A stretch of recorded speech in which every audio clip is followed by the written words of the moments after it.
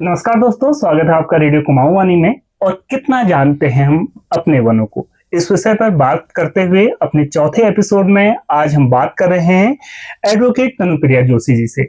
नमस्कार मैम, स्वागत है आपका। जी मैम, हमने एफआरए पर बहुत सारी बातें की। बहुत सारे लोगों ने एफआरए फॉरेस्ट राइट एक्ट पे जुड़कर बहुत बार अपने जो अधिकारों को पाया है। आपने बहुत सारे लोगों की मदद की है एफआरए के माध्यम से। बहुत सारे लोग जो वनों पर रहते हैं, वनों पर आश्रित हैं, उनके अधिकार दिलाने में आपके अनुभव से हम जानना चाहेंगे कि वर्तमान में एफआरए के अंतर्गत क्या प्रशासन अभी भी लोगों पर कार्यवाही कर रहा है जिसका लोग फायदा ले रहे हैं एफआरए का? अगर हम प्रेजेंट सिचुएशन की बात करें तो एफआरए का जो इम्प्लीमेंटेशन है हमारे उत्तराखंड में वो बहुत कम है जी। कागजों में हम देखेंगे तो काफी ज्यादा दिखाते हैं कि क्लेम्स लोगों के हमने डिसाइड कर दिए हैं, रिजेक्ट कर दिए हैं। बट अगर हम वास्तविकता में देखें तो क्लेम्स जो हैं लोगों के वो रिजेक्ट तो होते हैं, पर लोगों को किसी इस चीज की सूचना नहीं रहती है। तो इस कारण हमारा एफआरए जो है एक कानून जो है हमें राइट्स तो दे रहा है, पर उसका इम्प्लीमेंटेशन अच्छे से लोगों के हो नहीं पा रहा है। तो ये एक समस्या सबसे ज्यादा अभी एफआरए की यहाँ चल रही है जी। मैम, आप लोगों को रिप्रेजेंट कर रही हैं, तो ऐसे कौन कौन से गांव हैं जहां पर लोगों को नोटिस मिले हैं और वो फॉरेस्ट राइट एक्ट के अंतर्गत अपने अधिकारों को रिस्टोर कर रहे हैं और आप उनको सहयोग कर रही हैं?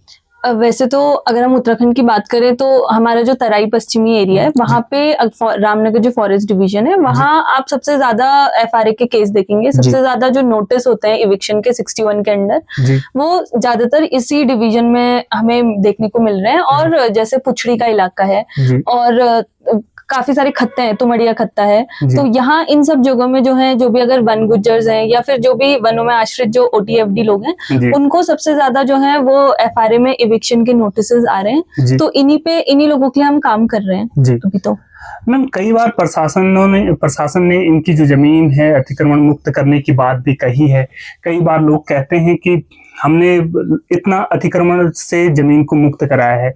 क्या कभी लोग जिनका इन संसाधनों पर हक है, जिनके पुरखे इन जमीनों पर रहे, क्या अगर कई बार उन्हें अतिक्रमण करके हटाया जाता है तो कुछ जमीनें ऐसी हैं जो वापस इस एक्ट ने रिस्टोर की हों, लोगों को उनके हक दिलाए हों? जी, ऐसा अभी हमने 2025 में 16 जून को हमने एक ऐसा केस किया हुआ था जो एक वन गुज्जर की ही जमीन थी और देखा जाए तो उनका सुप्रीम कोर्ट से ऑलरेडी स्टे चल रहा था, बट उसके बाद भी उनको 61 का नोटिस देके उनको बेदखल किया गया। तो हमने इसमें एक रिट फाइल करी थी हाई कोर्ट में, तो जिससे इनको उनकी जमीन ही नहीं वापस मिली, बट साथ में एक ऑर्डर ऐसा भी आया कि जब तक लोगों के आप दावों को सुनवाई नहीं करते हैं तब तक आप लोगों को हटा ही नहीं सकते। और जितनी उनकी खेती का जो उनका राइट है एफआरए के अंडर, तो वो सबसे पहली बार भी अभी हमें हाई कोर्ट से मिला है जी।